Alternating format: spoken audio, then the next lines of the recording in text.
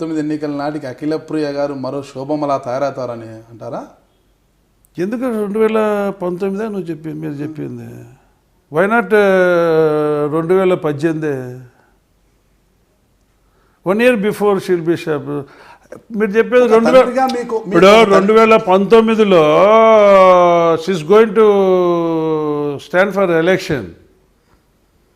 అప్పటిదాకా వెయిట్ చేస్తే ఆ talent will not be going in to the public. 1 year బిఫోరే ఆమె టాలెంట్ వెళ్ళాలి. That is we are trying. అంటే తండ్రిగా ఒక కుమార్తె మీద మీకు అభిప్రాయం ఉండడం అది సబబు ఎవరికైనా ఉంటుంది. తన కుమార్తె చాలా గొప్పది, చాలా ఇంటలెక్చువాలిటీ బాగున్నది, ఇంటెలిజెంట్ అనేది ఉంటుంది ఎవరికైనా కూడా. అయితే ప్రజల్లో ఆ భావం అంటే శోభమ్మ గారు అంటేనే అసలు ఆమె రాజకీయాల్లోకి వచ్చిన తరువాత కర్నూలు జిల్లాలో భూమా శోభా నాగిరెడ్డి గారు అంటే ఒక వెలుగు అన్నమాట. ఫస్ట్ శోభాని ఏమన్నారు తెలుసా? డమ్మి అన్నారు. నన్నేమన్నారు తెలిసిన? ఏం తెలియదు అన్నారు. సో స్టార్టింగ్ అట్లనే ఉంటాయి. పోయే కొద్దీ వాహ్ వాహ్ వాహ్ వాహ్ వాహ్. కానీ మీ తర్వాత శోభమ్మ గారు వచ్చినా కూడా రాజకీయాల్లో మీకన్నా ఎక్కువ మెరిసింది ఈ శోభమ్మ గారి. అంటే అన్ని విషయాల్లో కూడా ఒక నిర్ణయాలు తీసుకోవడం. చూడండి, for any success beyond there is one person, either for a lady or for a gent. ఆ రోజు వెనకాల ఉండి నడిపించింది నేను, ఇప్పుడు వెనకాల ఉండి నడిపించబోయేది నేను. సో రెండిటికి మధ్యన తేడా శోభ అఖిల, ఇంతే తేడా, కానీ వ్యూ ఈజ్ ది సేమ్. 2019 ఎన్నికలు మీరు పోటీ చేస్తే అంటే ఈసారి కొన్ని పార్టీలు మారడం కానీ, శోభమ్మ గారు మీ వెనకాల లేకపోవడం కానీ, అంటే మీ ప్రధాన అనుచరులు కొంతమంది మీద రెడ్ శాండిల్ కేసులు అవన్నీ ఉన్నాయంటున్నారు. ఇవన్నీ ప్రతిబంధకాలు కావంటారా మీకు? ఎప్పుడు కావు. అంటే అప్పట్లో చంద్రబాబు నాయుడు గారు మిమ్మల్ని కూడా బెదిరించారంటే నువ్వు గిన పార్టీలోకి రాకపోతే రెడ్ శాండిల్ ఎవరండి ఎట్లా బెదిరిస్తాడంటే? ఒక సీనియర్ మోస్ట్ లీడర్ను, ఎక్స్పీరియన్స్ ఉండేది, అన్ని దానికి తట్టుకొని నిలబడగలిగాని వాడికి ఎవడు బెదిరిస్తాడు? ఎందుకు బెదిరిస్తాడు? బెదిరితే బెదిరిపోయేవాడి కాదు. ఇంకా మీకు తెలియదేమో, రివర్స్. ఎవరైనా నన్ను బెదిరించే ప్రయత్నం ఎట్లా చేస్తారంటే డైరెక్ట్గా, లేకుంటే ఎవరితో చెప్పి పంపిస్తారా? బెదిరిస్తే భయపడేటోళ్ళు ఎవరన్నా ఉన్నారా? బెదిరేవాడిని అయితే, భయపడేవాడిని అయితే నా స్థాయి ఇక్కడ కాదండి. నేను నందెలకే కంటెస్ట్ చేయను.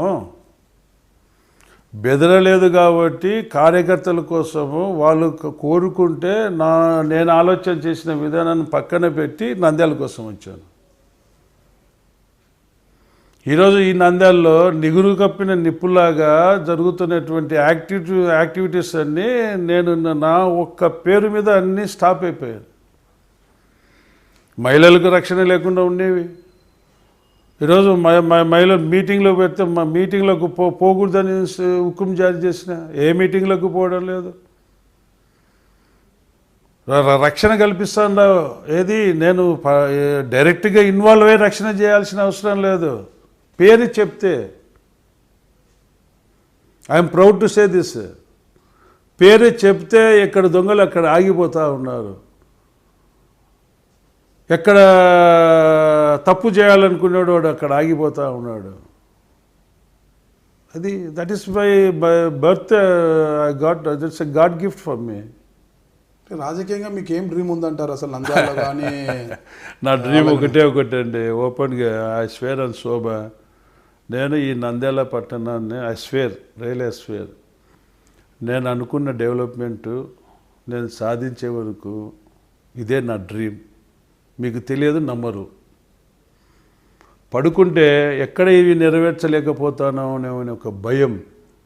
రెయిన్ గన్ల విషయంలో పూర్తి స్థాయిలో విఫలమయ్యారు.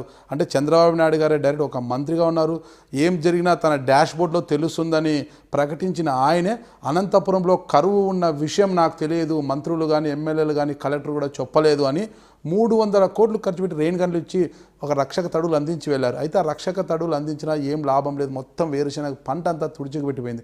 అటు కడప జిల్లాలో కూడా రెయిన్ గన్ల ప్రయోగం చేశారు, చిత్తూరు జిల్లాలో చేశారు, అంతా చేశారు. ఈ రెయిన్ గన్ల విషయంలో అయితేనేమి, రుణమాఫీ విషయంలో అయితేనేమి, మహిళల డ్వాక్రా సంఘాల రుణమాఫీ తదితర అంశాలన్నింటిలో కూడా వైఫల్యం చెందుతోంది